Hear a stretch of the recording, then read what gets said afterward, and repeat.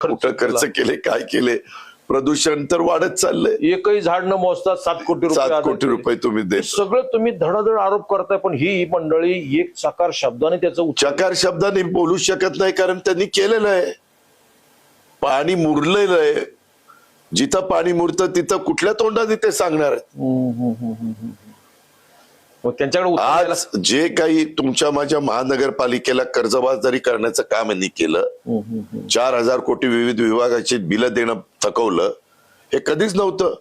तुम्ही याला आता मी सांगतो, आपली जी लोकसंख्या आहे, इथलं मतदार 3 विधानसभा मतदारसंघात विखुरलं गेलंय.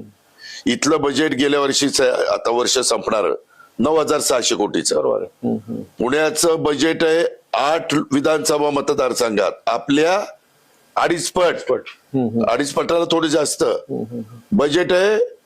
12,600 कोटी. 12,000 आणि 9,600 फरक किती बघा. एवढे पैसे असताना तुम्ही लुटताय, दरोडे घालताय.